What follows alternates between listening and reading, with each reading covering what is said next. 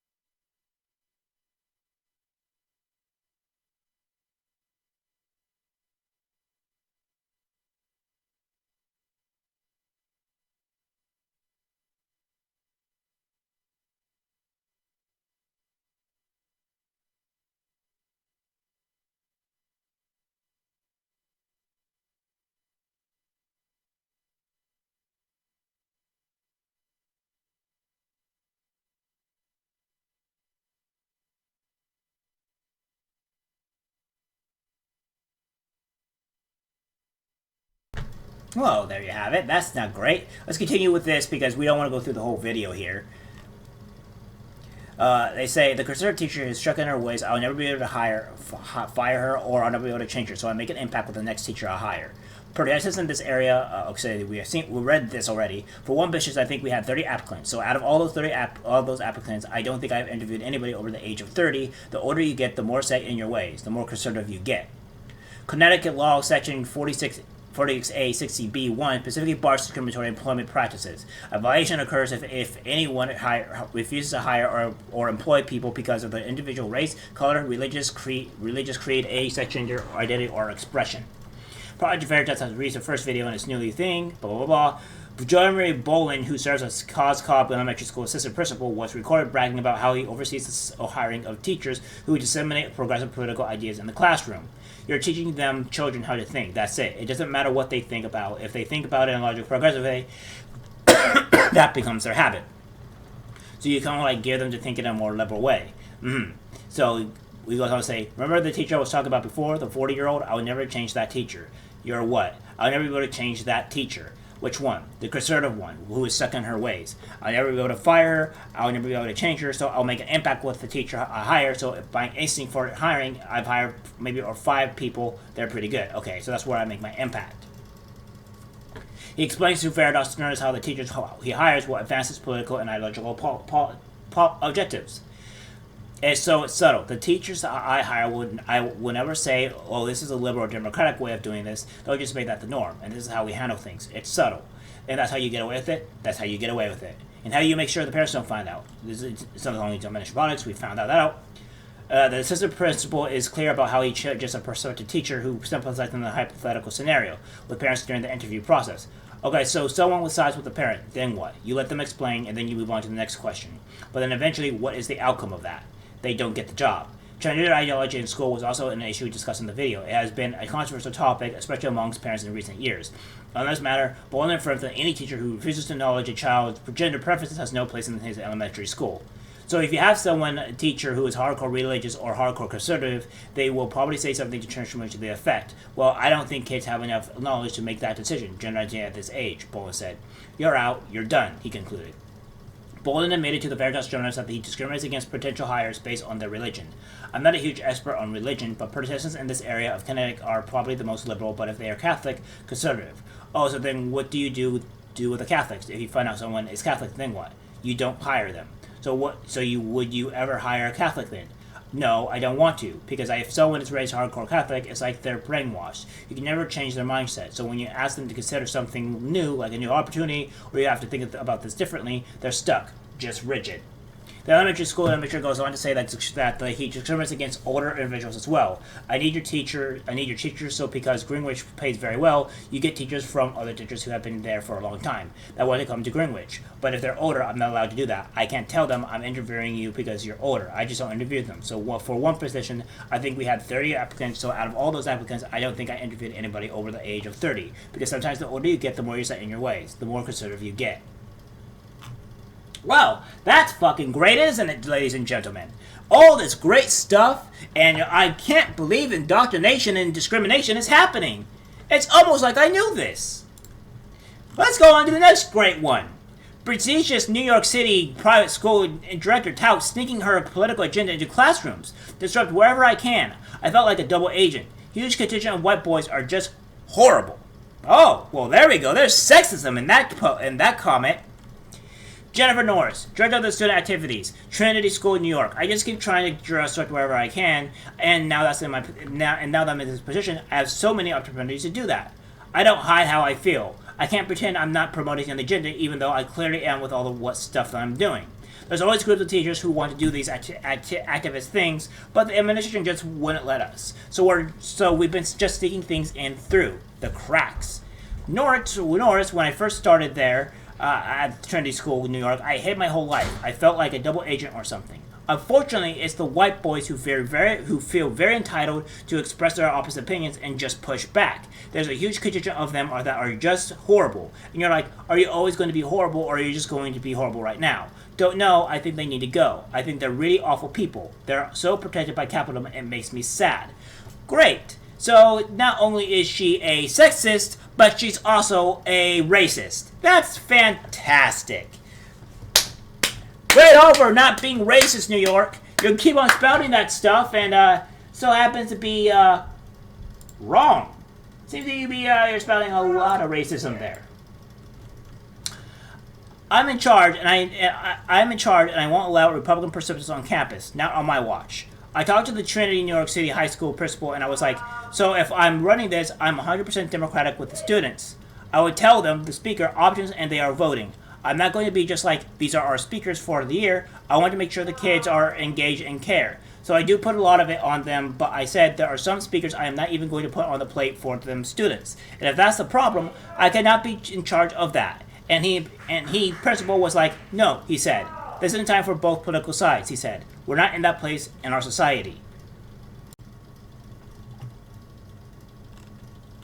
Jennifer Norris, who employed by Trinity School in New York as its director of student activities, was recorded admitting how her current leadership role facilitates her goal of promoting politics in the classroom. I just keep trying to disrupt wherever I can, Norris said, and now that I'm in this position, I have so many opportunities to do that. The school official claims she uses her time at work to advance her ideological objectives. I don't hide how I feel, but I can't pretend I'm not promoting an agenda even though I clearly am with all the stuff I'm doing, she said.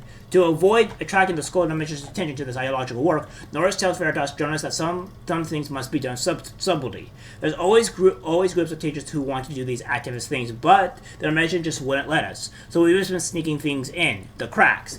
You do what now? Norris, it's like they don't like the administration was much more conservative than most of us. I'm really good friends with the associate head of school now. She was an English teacher, and then she just kind of moved her way up. She was a permanent chair, and now she's the associate head. So I go and talk to her all the time, and she's been amazing. Like, she really cares and has the power to change things. So I feel like I finally have to have an end to get it done. But when I started there, I had my whole life.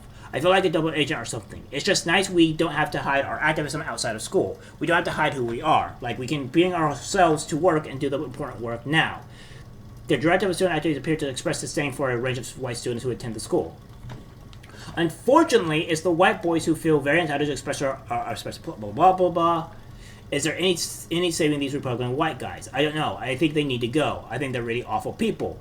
That's the kind of what I'm afraid of with my white students that are rich. I'm like, do you ever have to deal with this? They're so protected by it makes me sad. But oh my god, these people are disgusting. We need to find some like Dexter or sort of like a vigilante taking people out. You know, the show Dexter. Oh yeah, we just need some vigilante Dexter's like, here's your community of targets. The administrator also suggested that holding conservative views at the school may not be worthwhile. I mean, we shouldn't go not far less as I am, for sure, but it's definitely a school where our conservatives would not feel comfortable, she said. Norris went further. She affirmed that the decision maker for student activities, she will not permit right-leaning speakers and ideas to be presented to the pupils. 2 days a week, I bring in speakers from outside. That's been a huge opportunity for me just to bring things. Any social justice issues or just people with experiences. Yeah, it's been really fun. Do you have to fight with the staff about that, like, so to speak? And no, I mean, I talked to the principal and I was like, so I'm running this, I'm 100% democratic with the students. I tell them the speaker options and they are voting. I'm not going to be like, these are our speakers for the year. I want to make sure the kids are engaged and care, so I put a lot on them. But I said, these are some speakers I am not even going to put on a plate for them, students, and if that's a problem, I cannot charge of that. And the person said, no, he said, this isn't the time for both political sides. He said, we are not in that place in our society. Whereas, I like him. He's your dean, you said. He's the principal of the high school. Oh, okay. So he's not. I want him to be more firm and, like, push back, but if I'm like, this is my time, then he's always like, that's totally fine. So you guys wouldn't let Republican perspectives on campus. I won't. Yeah, well, you're in charge, so I'm in charge as far as the mission are concerned. So if they want to do that, bring private speakers, then somebody else has to do it, because not on my watch, I guess. She admits that the school's current detention program is used to push politics instead of disciplining students who engage in wrongdoing.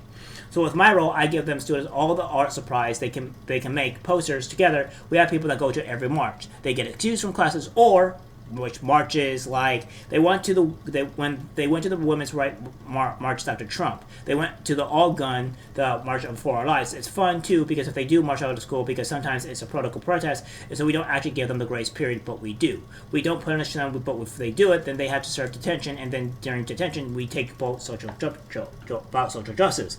We do much more education there.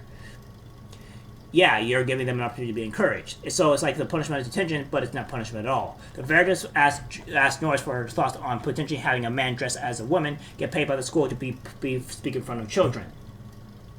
It's funny, because my friend Moses the drag queen, I told him I'm on a date with a teacher, and he said, ask her if I can, ask her if he'll meet her at school. Sure, would you do it? Are you open to having to talk about his, yeah, I mean, I'm friends with all the librarians too, so I can see a drag queen thing. Absolutely, you'd be down, okay. Of course. What if he wants more money? How much money? You might be able to do 500 or 700. Well, we have a lower school. It's a K through 12. Okay, I think it would be most effective with the younger.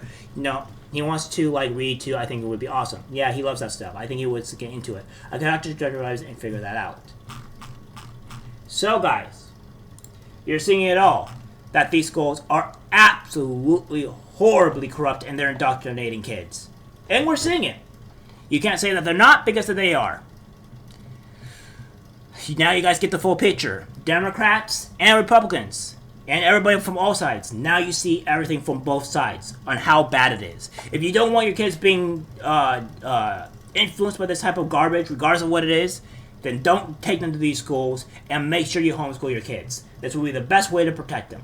These people are garbage, they're evil, and they don't deserve any type of sympathy. Get your kids out of these schools. Homeschool your kids. Make it better for this country. Alright guys, that's it for the video. Like, subscribe, share, and as always, take care.